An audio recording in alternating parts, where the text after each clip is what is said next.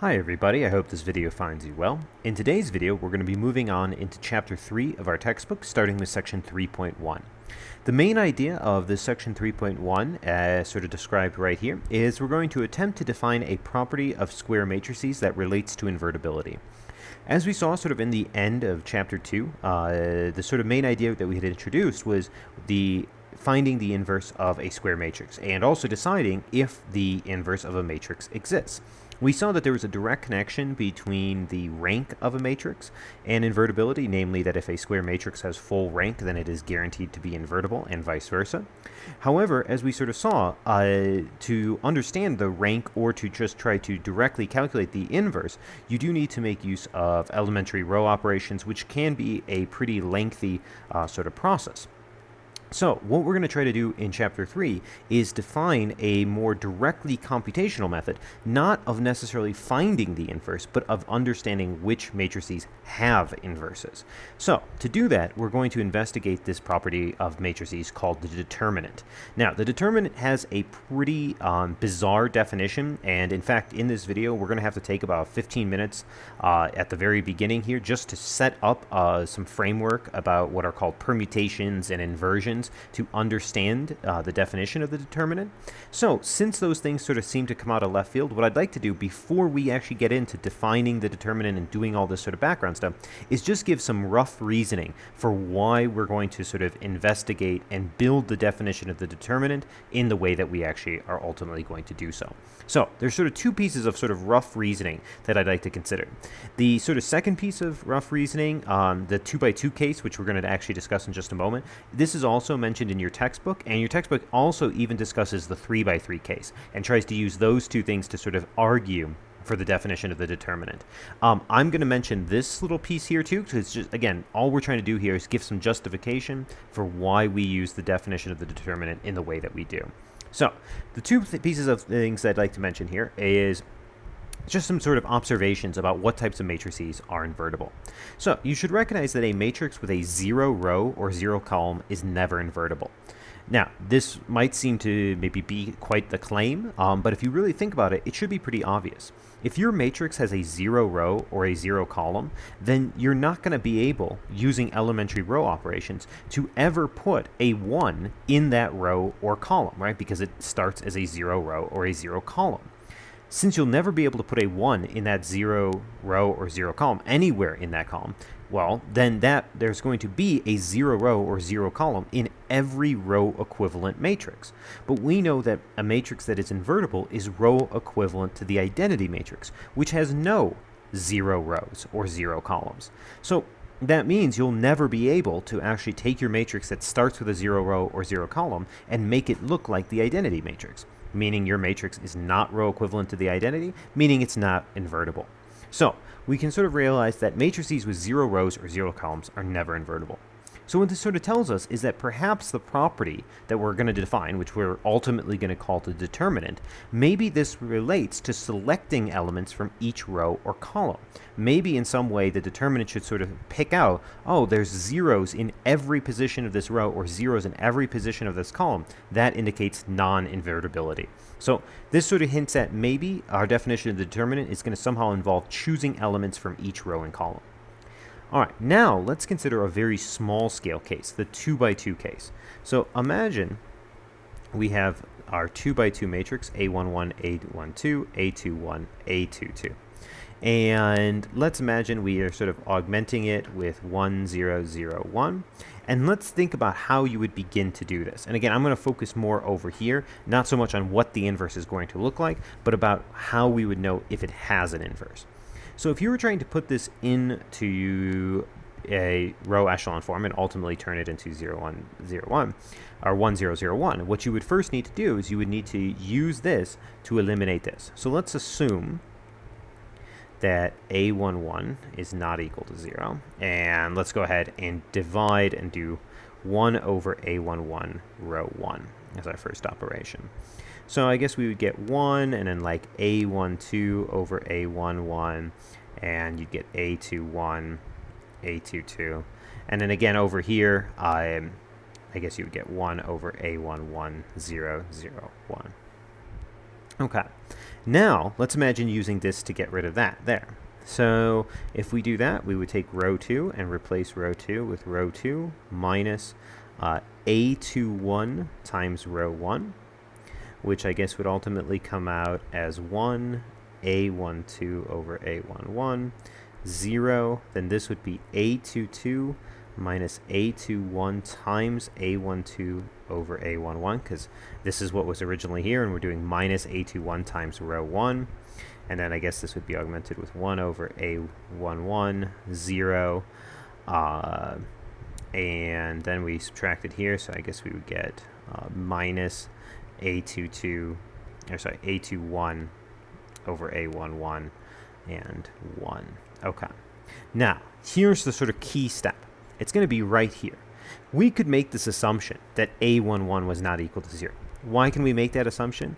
Well, because if A11 was equal to 0, then why not just interchange A21, switch row 1 and row 2, and then A21 hopefully is not 0.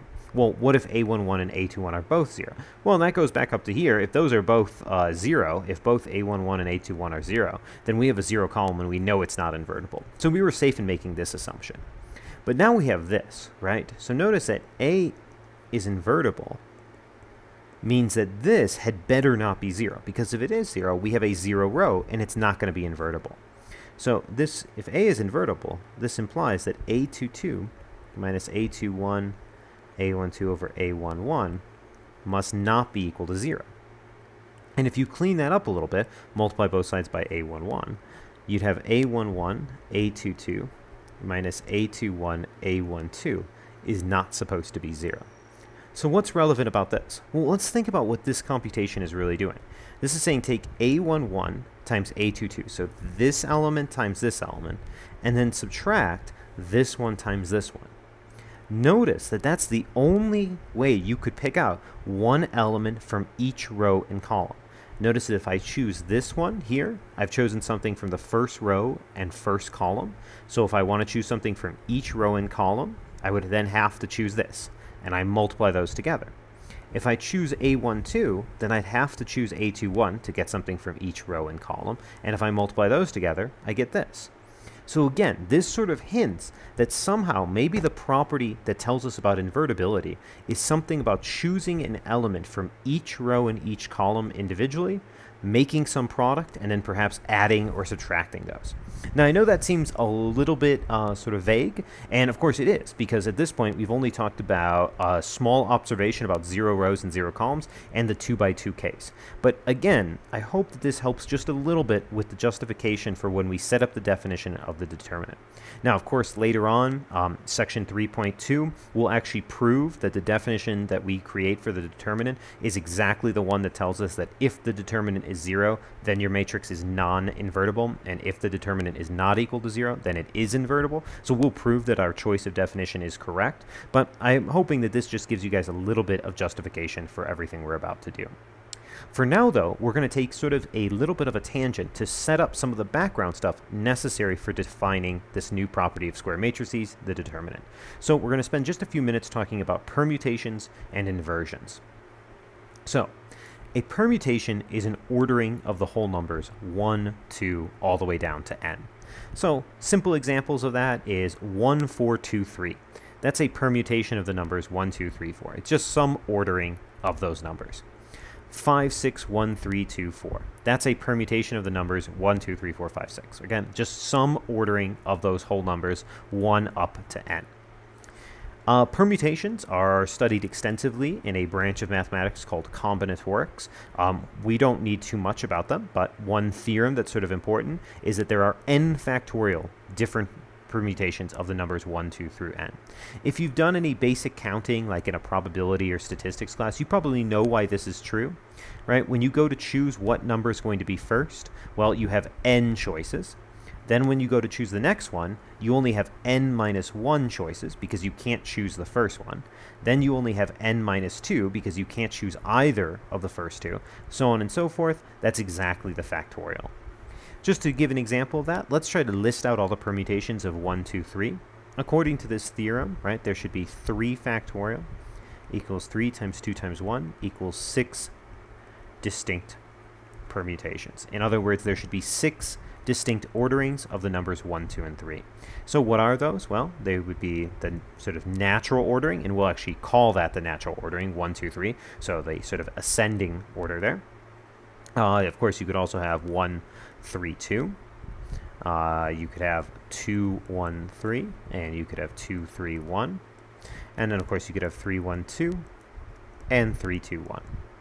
And there we go. There's our 6 distinct permutations. Notice basically the way I did this is I said, okay, here's all the ones that start with 1, here's the ones that start with 2, here's the ones that start with 3. Then I only had 2 options, and I just did each of those 2 options for those. So we got 6 distinct permutations. Factorial grows very, very quickly, right? 4 factorial is 24, 5 factorial is 120. There's a lot of permutations even for a small set of numbers here. Okay, so why do we care about permutations? Well, we're going to talk about permutations, and we're going to talk a little bit about sort of how out of order a permutation is. So we're going to call this one here, where the numbers are in ascending order, the natural permutation, and then we're going to define something that lets us measure how out of order all the other ones are. So, definition, the permutation 1, 2 through n is called the natural order. For a given permutation, p1, p2 through pn, if pi is greater than p sub j, but I is less than j, so in other words, if a pair of elements is out of order, then we call this an inversion. We define n of a permutation to be the total number of inversions in a given permutation. So there's really 3 definitions being given here. First, that 1, 2 down to n is the natural order, or the base permutation. Second, that every pair of elements that is out of order is called an inversion. And third, n of a permutation is the total number of inversions. Okay, so just to practice this real quick, let's go ahead and calculate the number of inversions in each of the following permutations. So I have term permutations here. I'd like to try to calculate the number of inversions. So for A, let's have our permutation. It's 1, 3, 4, 6, 5, 2. So let's actually count for each of these elements. So if we compare this 1 against everything over here, you will notice that 1 is not going to be out of order with any of these elements. So the number of inversions relevant to this 1 here is going to be 0. If we look at this 3, there is only one thing that is out of order. There's this element 2 that is further to the right, but smaller than that 3. So there's going to be 1 inversion for that 3. For the value of 4, again looking this way, there are 2 things that are going to be, if we look at this 4, there's one thing that's sort of out of order. There's this value of 2, right? The 2 should be on the other side of this. So there's 1 inversion for that.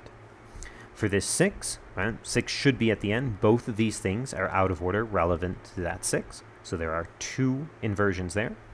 For this 5, there's one thing that's out of order. So that's 1. And then for this 2, well, there's obviously nothing to the right, so there's nothing out of order with this 2 being the first element, 0. So we would say that the number of inversions, 1, 3, 4, 6, 5, 2, is actually equal to, well, 1, 2, 4, 5. So there's 5 inversions in this. Okay. Now, in just a moment, we're going to return to this and see that there's actually sort of a deeper meaning to that 5 inversions, but let's go ahead and just quickly try B. So for B, let's actually give ourselves a little bit more space because I'm going to return to that. So for B, we have 5, 4, 2, 1, 3. So we start with this element here. Notice that all 4 things are out of order relevant to that 5. So that's 4 inversions. For the 4, these 3 things are out of order relevant to it. For this 2, only this 1 is out of order. So that's 1. For the 1, the thing to the right of it is bigger, so that's correct. And then for the 3, it's the last element, so there are none. So 0. So that means the number of inversions for 5, 4, 2, 1, 3 is actually equal to 8 here. Now, again, we're not going to do a thorough investigation of permutations and inversions and this sort of stuff. There's lots of sort of interesting results here.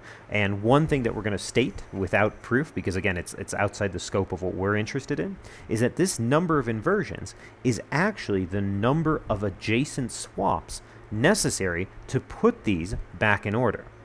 In fact, there is no way to put these back in order with fewer than than the number of inversion steps. You can do it stupidly in far more steps. So you could do like 50 steps where, the first 30 steps, so you just keep flipping 1 and 3 back and forth.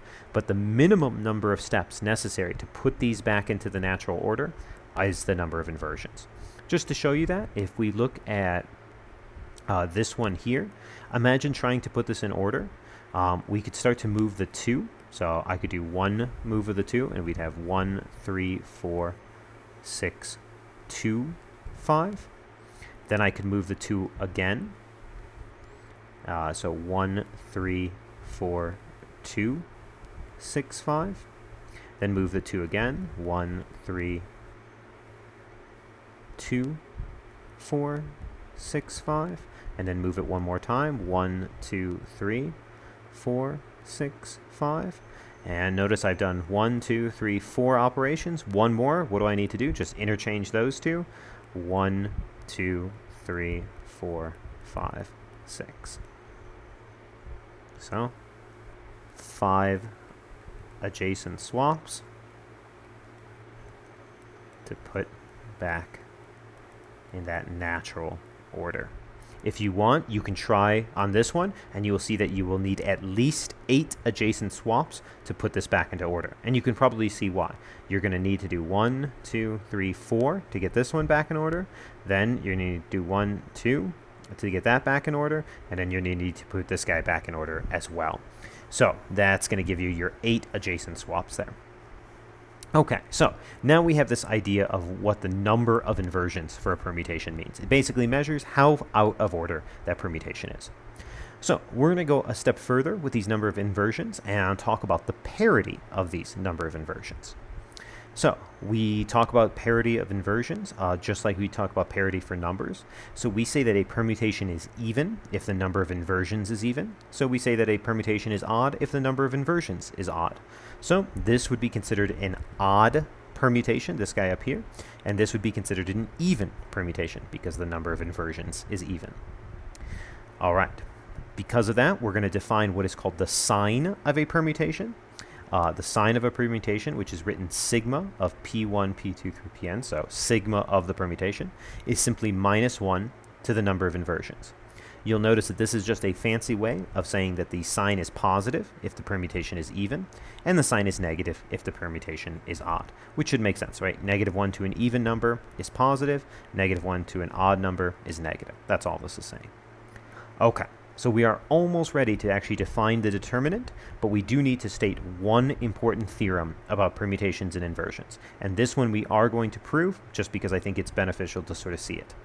So this is sort of the main result on permutations and inversions that we need, especially when we work our way into section 3.2 and start proving properties about the determinant. So this theorem says that if you have a permutation, P1 through Pi through Pj through Pn, and you interchange Pi and Pj, so you interchange two things in the permutation, then the sign of the original permutation is equal to negative the sign of the new permutation. In other words, if you change two elements, if you interchange two elements in a permutation, you flip the sign of the permutation. If it was positive, now it's negative. If it was negative, now it's positive. So we are going to prove this. So as a proof, we're going to start with the case where Pi, Pj are adjacent. So we're going to start with the sort of case where this Pi and Pj are not actually separated, where they are actually adjacent. So we're going to say, suppose we have permutation P1 down to Pi, Pj, then down to Pn. Okay. So this is the original permutation, and we interchange to create P1, Pj, Pi, Pn. Okay, so now let's break this into two cases. Case 1. If Pi is less than Pj, Okay, so if pi is less than pj, then these were in the right order, right? If this guy was 3 and this guy was, say, 5, they were in the right order. If this guy was like 4 and this was 9, they were in the right order. So if they were in the right order and you interchange them, then the number of inversions for p1, pj, pi to pn must be equal to the original number of inversions plus 1, right? Because if these things were in order and you flip them, then you've added one additional inversion, namely the inversion to put these back in order. So if they were in order, then the number of inversions in the new one is 1 higher than the previous one. For case 2, if pi was greater than pj, so if these two were originally out of order, so if this was 5 and this one was 2, that was out of order originally, well, then the number of inversions in your new one, which put them actually into the right order, is going to be 1 less than the previous one.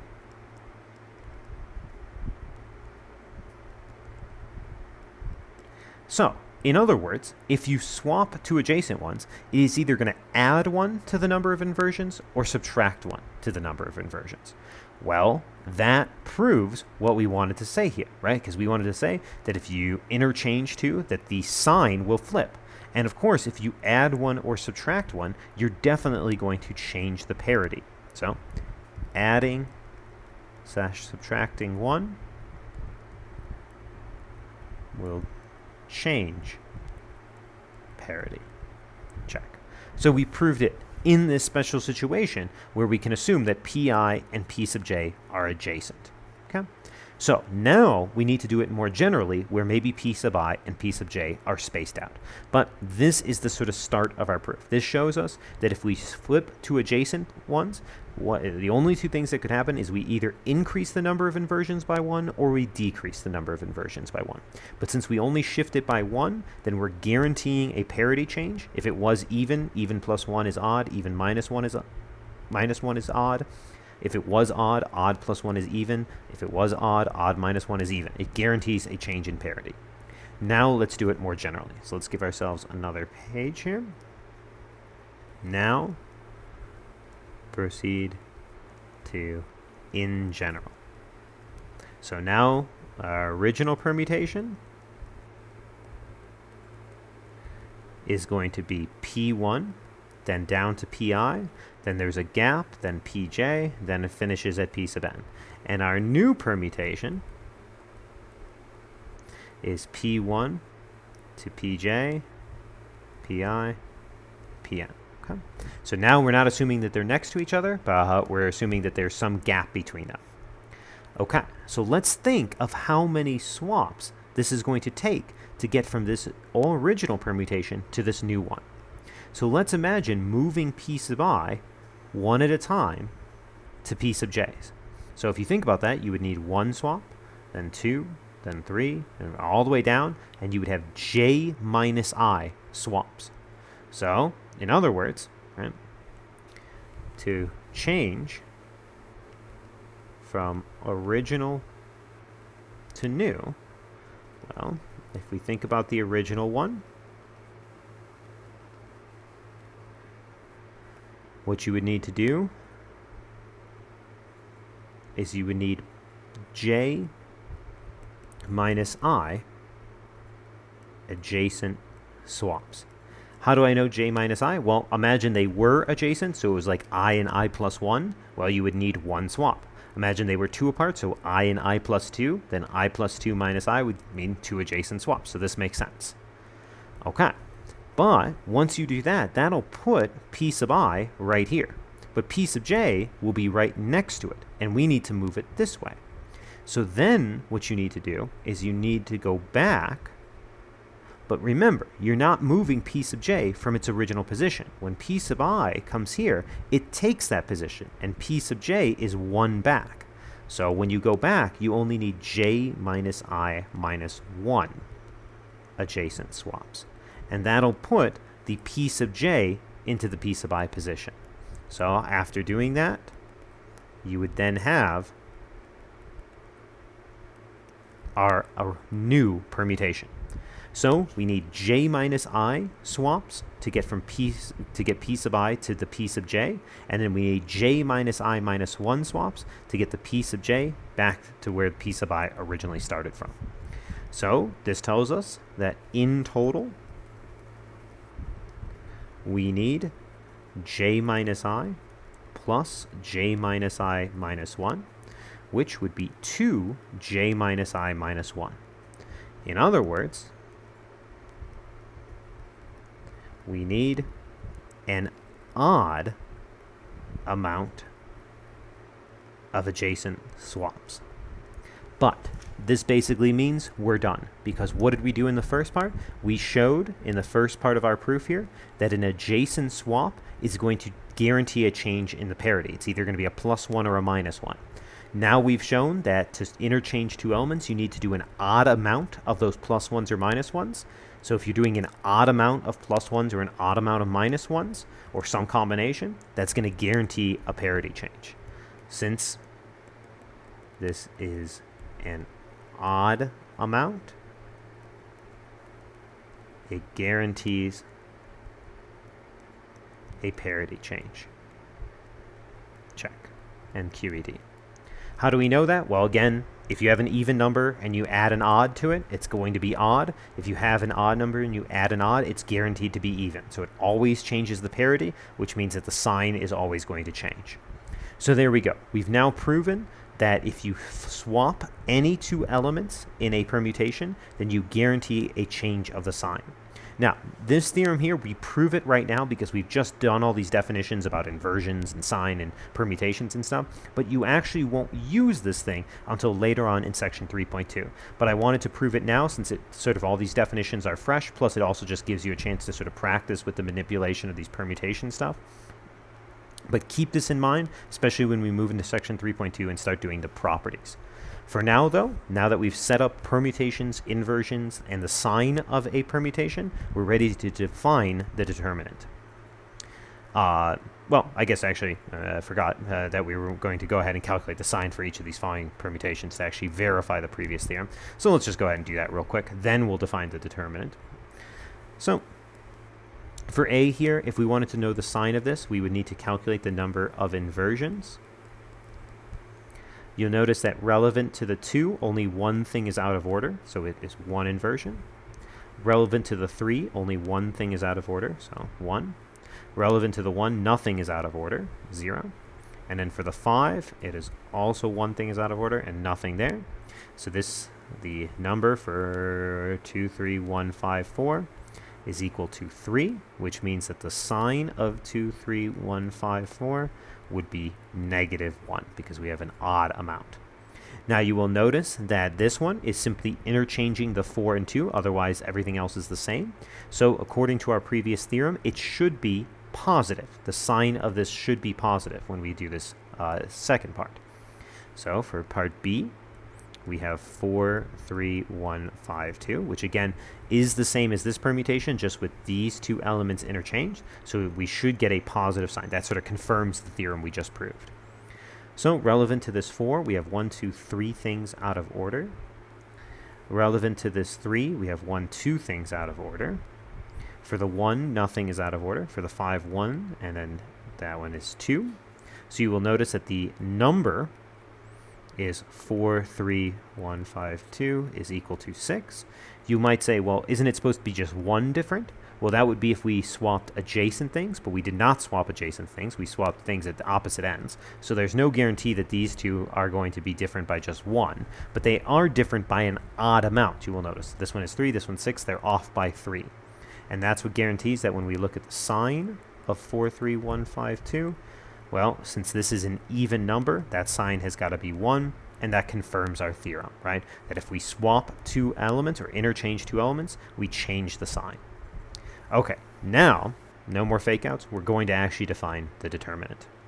So, here's the determinant, the definition of the determinant. So, The definition of the determinant, again, applies only to n by n square matrices. This is, again, because we're restricting our attention to square matrices to even talk about invertibility, the determinant is also restricted to square matrices. So you'll see the notation det of A. What you do to calculate the determinant is you sum up over every possible permutation, so you'll have to do n factorial calculations. You take the sign of the permutation, and you multiply that with the product of A1P1, A2P2 through ANPN. This might look sort of weird here, but what this calculation does is this chooses one element from every row and column. How do I know it does that? Well, you can see that it chooses something from every row, A1, A2, AN, and it uses P1, P2 through Pn as the columns. And since P1, P2 through Pn is a permutation, each of those is going to be distinct, so it chooses something from each of the columns. So, because it does this for every permutation, it chooses every combination of choosing one element from every row and column. So that's the definition of the determinant. Again, even with our sort of beginning description, I'm guessing that this sort of comes a little bit out of left field, but we will see that when we move into section 3.2, we will prove that this determinant is exactly what we need to be able to determine invertibility. In terms of a little bit of notation, you'll often see the determinant just referenced as det of A, or if you're writing out a matrix, matrices normally have those brackets around them, but if you see vertical bars around a matrix, that means the determinant of that matrix. Okay, now, for calculating determinants, we are going to learn some much faster ways than this definition. This definition for large matrices, and by large I mean like anything above size 3 by 3, gets very tedious. Because if you think about it, a 4 by 4 matrix is going to have 24 calculations. A 5 by 5 would have 120 calculations.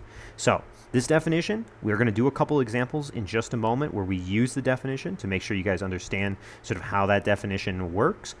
But to be honest, for calculating determinants as we go forward in this class, we are not going to use this definition. We're going to learn some better computational approaches. But in terms of theory behind the determinant, this is its definition. So we will want to use it, especially when proving properties of the determinant. So let's go ahead and take a look at some examples.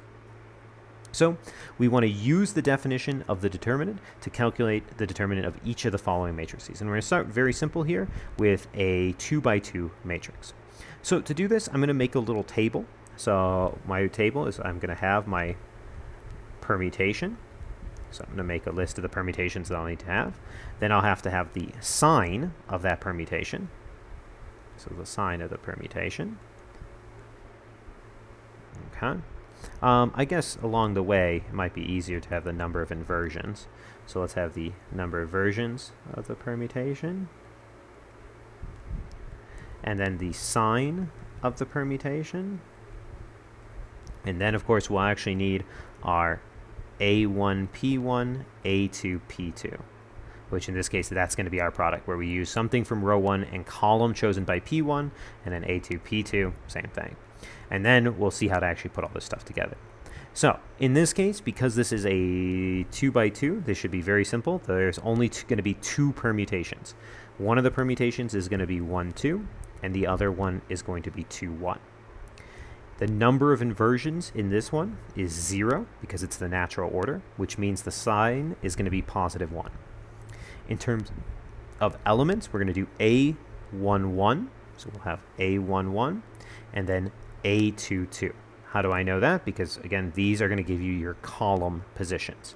If we actually do that, it looks like that would be A11, A22. That's going to give us 3. Then we're going to do this one, 2, 1. Notice there's one thing out of order, so we'll have one inversion. Going to be a negative 1 there. And then the elements we're actually going to use are going to be A12, A21. Because again, always row 1, then row 2. And then the permutation gives us the column positions. So 2 and 1. So A12, that's going to be this element. And A21, that's going to be this element. So 2 times 4, that's going to give us 8. So we would say that the determinant of A here is positive 1 times 3 plus negative 1 times 8, which is going to give us negative 5. Notice that when we did that, we did this and this, so one thing out of each row and column, times and this, one thing out of each row and column. That's how we got our determinant here. Later on, we will see that since this determinant is non-zero, that means that this matrix is invertible. If you want, you can confirm that by directly finding the inverse of it.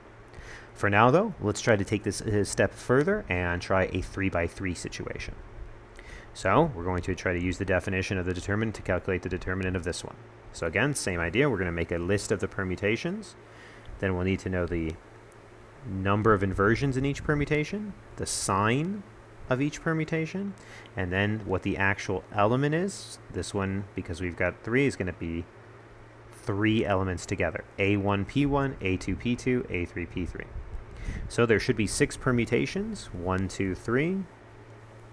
1, 3, 2, 2, 1, 3, 2, 3, 1, 3, 1, 2, and 3, 2, 1. Okay, let's go one at a time for this. There are no inversions, so this will be 0, and this will be positive 1.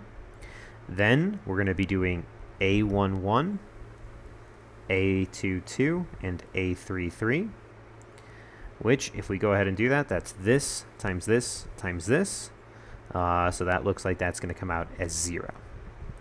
Then A132. So nothing's out of order here. One thing is out of order here, and nothing is out of order there. So it's going to have 1 inversion, which means its sign is going to be -1. We're going to have A11, A23, and A32. Again, the column positions are given by the permutation. So that's going to be the 2, and then 2, 3, right here, and then 3, 2 right here. So it's going to be those elements. That's 2 times 2 times 1. So that sounds like 4. So there we go. Now 2, 1, 3. So relevant to the 2, there's one thing out of order. So there's going to be 1 inversion there. -1 is going to be our sign, and that's going to be A12, A21, A33. Notice since that it involves A33, it's going to involve that 0, so I immediately know it's going to be 0. Okay. A2, for 2, 3, 1, relevant to the 2, there's 1 thing out of order. Relevant to the 3, there's 1 thing out of order, so there's 2 inversions here, which means this is going to have a positive sign, and this is going to be A12, A23, and A31. So if we look there, A12 is right there, A23 is right there, and A31 is right there. So we're doing 3 times 2 times 1, so that's going to be 6 there. Okay, now we can move on to this one, 3, 1, 2. So relevant to the 3, there are 2 things out of order. Relevant to the 1, there's nothing out of order, so there's going to be 2 inversions. This means a positive sign. That looks like we're going to get A13 and A21 and A32. So if we look right there, that looks like we have A13, so this 2, A21, this 1, and A32, which is this one right here. So that's going to be 2 times 1 times 1. So that sounds like 2. There we go. And then finally, the last one, 3, 2, 1. There's 2 things out of order, and then another thing out of order. So there's 3 inversions, which is a negative. And that means we're going to have A13, A22, and A31. So that's going to be here, here, and here. Multiply those together, we're going to get 4. So putting all that together, we would say that the determinant of this is going to be 0 minus 4 plus 0 plus 6 plus 2 minus 4. Just combining the sign of each of these with these and then summing them up. Adding these up, 4 and 6, that's going to be 2, 4 minus 4, that's going to be 0. So the determinant of this matrix would be 0. What that actually tells us is if you want to on your own, again, we'll prove this formally in 3.2, but since this matrix has determinant 0, this matrix is non-invertible. So if you try to make this row equivalent to the identity, it will not work. So whenever we get a determinant of 0, that means we have a non-invertible matrix. All right, let's, just for fun, or just because maybe we're masochistic or something, let's go one step further and try this with a 4 by 4. So we're going to try it on this 4x4 matrix. So same idea. We're going to have to make a list of the permutations, the number of each permutation, the sign of each permutation, and then, of course, we're going to have A1P1, A2P2, A3P3, and A4P4. We're going to have to take 4 elements. So, because this is 4x4, we're going to have 24 different permutations. So we're going to have things like 1, 2, 3, 4. We're going to have things like 1, 2, 4, 3. Then 1, 3, 2, 4. 1, 3, 4, 2. Then we're going to have 1, 4, 2, 3. And 1, 4, 3, 2. Okay, that's the first 6. That's everything with a leading 1. Then we could have 2, 1, 3, 4. Then 2, 1, 4, 3. Then 2, 3, 1, 4. And 2, 3, 4, 1. And then we could have 2, 4, 1, 3. And 2, 4, 3, 1. That's everything with a leading 2. Okay, then we could have things with a leading 3. So 3, 1, 2, 4. 3, 1, 4, 2. We could have 3, 2, 1, 4. We could have 3, 2, 4, 1. We could have 3, 4, 1, 2. And finally, we could have 3, 4, 2, 1. Now we need everything with a leading 4. So 4, 1, 2, 3. 4, 1, 3, 2. 4, 2, 1, 3. 4, 2, 3, 1. And last 2, 4, 3, 1, 2. And 4, 3, 2, 1. Okay, delightful. Now let's go ahead and get the number of permutations here. And this one has none, so 0. And it has positive 1 then. So this is going to be A11, A22, A33, A44. So we're going to put all those together. So that's going to be the 2, the 1, the minus 3, and the minus 1. So that sounds like 2, negative 6, positive 6. So our first one is going to be positive 6. Now for this one, if we look at this, nothing is out of order here. Nothing is out of order here. One thing is out of order there. So we have 1, and that's going to be negative 1. And that means we're going to have A11, A22, A34, A43. Now, if we look here, this is going to be this one, A34. Oh, A34 is 0, so we immediately get that this is going to be 0. Okay, now 1, 3, 2, 4. So relevant to the 1, nothing's out of order. Relevant to the 3, one thing is out of order. So we get 1, and that's going to be negative 1. And we will have A11, A23, A32, A44. Okay, so that means we'd be using A11, then A23, which would be right here, and then A32. Oh, A32 is 0, so this is going to be 0. Okay, now 1, 3, 4, 2. So relevant to the 1, nothing is out of order. Relevant to the 3, only the 2 is out of order. And relevant to the 4, the 2 is out of the order. So there's 2 inversions there. And this is going to be positive 1 now. Okay. So now we can go ahead and look at these elements. So this is A11, A23, A34, and A42. So we're going to be using A11, A23, which is right there, A34, which is right there. Oh, that's 0, so this one's going to be 0. I think we can probably deduce sort of the pattern that's going on here. Okay, but here, nothing is out of order here. 2 things are out of order here, so we have 2 inversions. This is also going to be plus 1. So we have A11, A24, A32, and A43.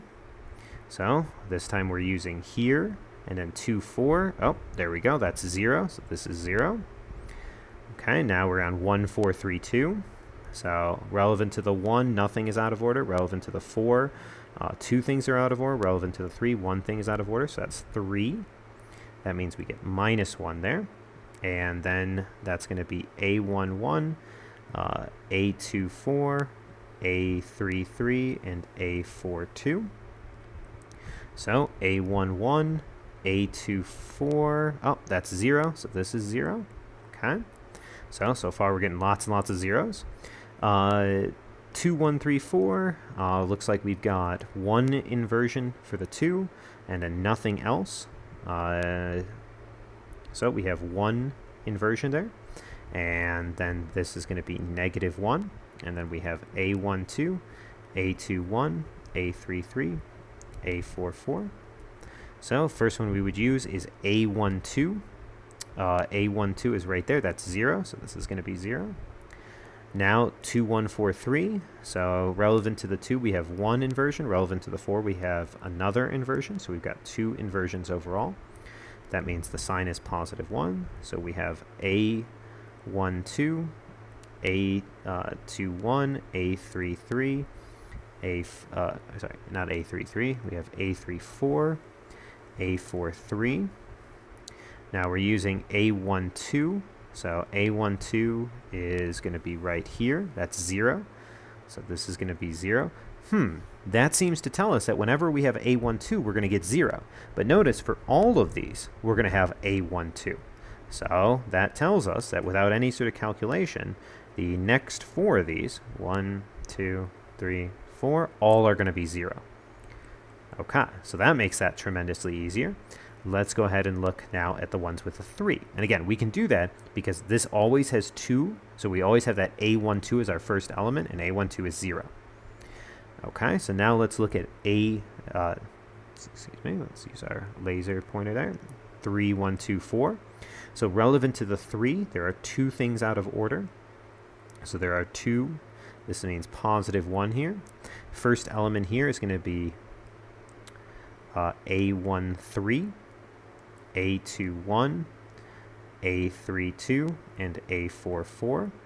So now we're using A13, but A13 is also 0, so that means everything that has that 3 is also going to be 0. So we get another set for free, so 2, 3, 4, 5, and 6. So now we can focus on just these down here. So for this one, relevant to that 4, we have 1, 2, 3 things out of order, which is -1. So we have A14, A21, A32, and A43. Okay, so now we're using A14, so that's 1. A21, oh, that's 0, so this guy is 0 as well. So anything with that A21 is going to be 0. Notice that that's going to give us A21 as well, so we immediately know that this is 0.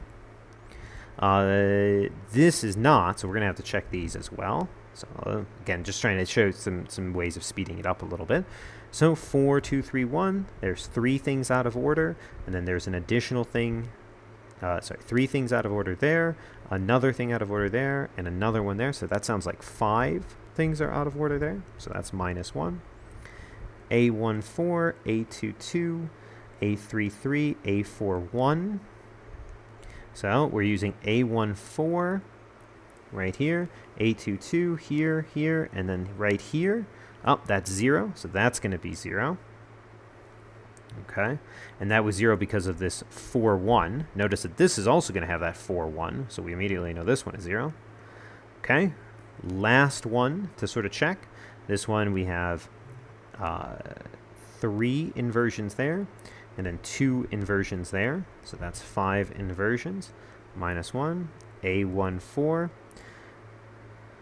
A23, A31, A42. So A14, that's right there, and then I think we said A23, so right here, and then A31, oh, that's also 0. Okay. So at this point, we can look back through, and everything has been 0 except for the very first one. So this tells us, after all of that, the determinant of A was equal to 6. Wow. Okay. This, hopefully right here, justifies to you guys why we do not want to just have the definition of the determinant as the only way to calculate determinants. It will turn out that as soon as we describe some properties of the determinant, that since this matrix is upper triangular, that the determinant of an upper triangular matrix is simply the product of the diagonal elements. And we would have been able to just say 2 times 1 times -3 times -1 is 6. Now, we didn't know that yet, so we had to brute force this, and we saw every other computation came out as 0. But this hopefully shows you guys this is not a desirable way to approach this in the future. So in the next video, we'll be moving into section 3.2. We'll start to look at some properties of the determinant, and we'll start using those properties to help us compute determinants a little bit easier than using this brute force definition.